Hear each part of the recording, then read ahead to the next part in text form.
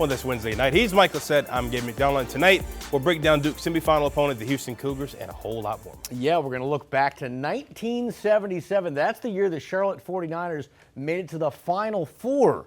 And Kyle Larson is doing the double again. But we start with the Hornets, who are visiting the home of the Indy 500 tonight, taking on the Pacers. And I don't think they'll get milk for beating them, but maybe they could get Cooper flagged for losing to them. First quarter, Seth Curry was not thinking about tanking, though. Only thing in his mind was getting a bucket. He got one here. He also got fouled, so it's an and one. Curry had 16 on 6 of 7 shooting. Charlotte was down 7 after 1. Now, things started to get away from the Hornets in the third, but after a quick 11-0 run, they were back in it. Musa serving up a facial. Charlotte within 3. Pacers then closed the quarter on a big run. By the fourth, the Hornets needed a miracle, and for a moment, it looked like they were going to get one. Look at Mark Williams spiking it in. Spiking it. Mark 16 and 12, but in the end, Tyrese Halliburton was not to be denied. He had 22, was 4 of 6 from 3. Charlotte falls 119-105. It's the team's 6th loss in 7 games. The turnovers, what they scored 29 points off our 18 turnovers. We have heard him talk so much, and I give him credit. He is such a positive guy. As we look at the Hornets, they play next against the Kings Friday at the Spectrum Center. Do you think, though, that Coach Charles Lee needed to be a little more tougher on them this year? Maybe just a tad bit. I think you bring up a good point, just thinking about, the ups and downs of the season, dealing with the injuries as well. I think you would have liked to see maybe a little bit more sternness too, but he's still a coach that is learning his way and trying to cut his teeth in the NBA. The only experience is the best teacher. You got to learn by going through a lot. Hopefully this is the worst season that he has to go through in his tenure as a Hornets coach. But I think at times he could have been maybe a little bit more in their face. But that's kind of how you got to deal with a different kind of athlete than you had to deal with in the past. So you sometimes have to adjust your style a little bit too. Phil Jackson always said that you only got one punch the blackboard kind of moment where you really just lose it in front of the guys. Because if you do it too many times, then they just sort of looks like a gimmick sometimes. Yeah, and they kind of tone you out. But I never got the sense that the team got anything close to that from him. It seemed very, very positive, very, hey, we're moving in the right direction. Yeah. And I think it's a good thing to an extent, but I would love to have seen a little bit more public accountability this year from Charles Lee. Absolutely. You definitely make a good point with that for sure, Mike. All right.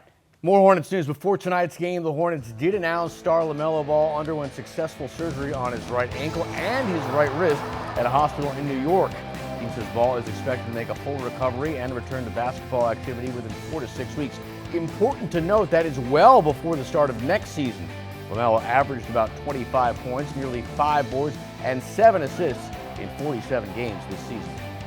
Look at obviously what Houston's been able to do. I think this is one of those games where you don't want it to become a track meet if you're Duke. If you're Houston rather. You want it to be a track meet because you want to obviously have a high-paced game. I think if Houston is able to control the pace a little bit and make it slower, I think that could bode well for them. But Duke absolutely clicking right now, and they're veterans too. Tyrese Proctor, Cian James. I think those could be guys that could be factors because obviously Houston is going to be keying in on Cooper Flagg and Conklin. I think Duke's obviously a better team, but here's something that I want you guys to keep in mind. These two teams played each other last year.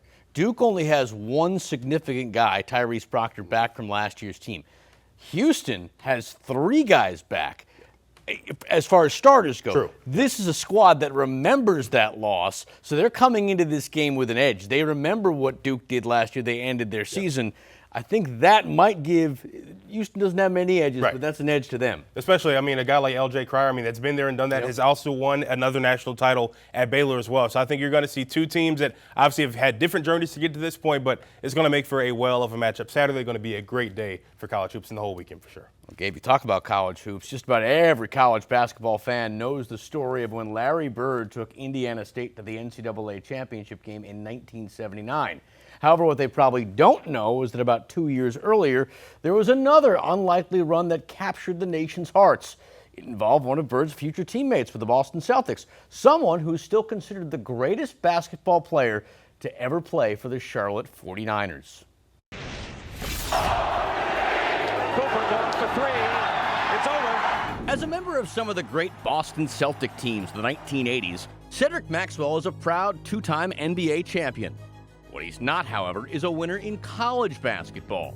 Almost 50 years later, it's something that still gets to him. I would have actually given the world championship back if I could have gotten to the final game. Maxwell's Charlotte team in 1977 came so close after coming so far. Consider that just over a decade earlier, the basketball team didn't even exist. You know, all of us were kind of misfits. You know, we came to UNC Charlotte, you know, as not a major program, and went from being a invisible program to put Charlotte pretty much on the map. The Niners' rise actually started the year before. They fell in the NIT final game to Kentucky. It was then when Maxwell began to realize they had something special. They beat us by a couple of points, and so we knew we belonged. And matter of fact, I knew I belonged. The kid who was cut from his high school basketball team as a junior had suddenly become a bona fide star. Not blowing my own horn, but I'm the greatest player to ever play at UNC. I'm the GOAT. Bye. A 1-point victory for UNCC. Averaging over 22 points, Maxwell's numbers at Charlotte back up his bravado. He led his team to a 21-3 record before they ultimately won a Sun Belt championship. Lee Rose made a comment. He said, pound for pound, I was the best player in America. And it just showed me, because Lee Rose wasn't fast with compliments. But for him to say that about me really said a lot about who I was and how he felt about my game. But for Maxwell, the best was yet to come. The NCAA tournament began with wins over Central Michigan and Syracuse. Even number 1 Michigan didn't stand a chance, as little Charlotte punched its ticket to the Final Four. We just happened to be better than them. You know, and to get to the Final Four, and with the possibility of possibly winning it, it was one of the best things that ever happened. Their run, however, ended against Marquette. Here's Maxwell. Soon after, Maxwell was bound for the NBA. More basketball was in front of him, but behind him was an experience that set him up for success. I grew as a young man into a man during that time. Had 4 great years at UNC Charlotte and loved every minute of it. It's a moment in time he wouldn't trade for anything. Well, as he'd be the first to tell you, almost anything. Certainly one of the better stories in NCAA history. Always good to have old cornbread on CSL. The Canes have been as good as it gets on home ice this season, but tonight they face the team just above them in the standings with a player trying to make history. We had Riley coming up next. And how does Charlotte get back on track after a tough loss this past weekend on the road? Defender Tim Ream offers his solution coming up. On to soccer now. When it comes to winning on the road, Charlotte FC still has a lot to figure out. However, that is a problem for another time, Mike. Yeah, they can put this issue off for at least for a couple more days. That's because their next game is right back here at the Bank.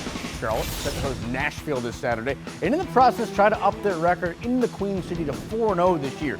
It's been quite an impressive stretch, but it's also been confusing as they're also winless on the road in 3 tries this season. The latest setback came last weekend against Colorado, in which they were shut out 2-0. Defender Tim Ream isn't sure what the issue is, but says ultimately it may come back down to going back to fundamentals and playing sound, smart, basic soccer. A lot of sloppy passes. Yep, certainly wasn't pretty. They'll get going 2:30 on Saturday. Still to come, Kyle Larson is running it back. One of the top drivers in the world is going for an improbable feat for the 2nd year in a row. Hear from Larson next on his mindset heading into another attempt at the double. And we've talked plenty the last couple of weeks about what the Panthers should do in the upcoming NFL draft, but what shouldn't they do? That question is up for debate next. Who you got? You know, I'm going to break from tradition here. No NBA, no wrestling. I'm going to give it to my daughter, Kara. Hey, how about that? And she better not be up right now. Yeah, Kara, you better be in bed. But if she is up, I just want to happy birthday. She turned 5 today. Hey, that's awesome. She keeps me and my wife, who you see here, on our toes, and we would not have it any other way. We go to sporting events all the time together. You'll probably see us around town going to different Hornet games. I suspect, though, the only reason why Carol likes going to games with me is because she gets to eat popcorn and ice cream. And the pretzels, too. I feel like she likes the mascots, too. She does like, but it's a food thing. So she's becoming a sports fan through food. A great way to bond, too. And obviously, shout out to Kara. Happy birthday. 5 years old. That's crazy. 5, I know. That's awesome crazy stuff for sure. My crown, going into the guy that we just talked about before the break, Carmelo Anthony, one of the best pure scorers the game has ever seen officially.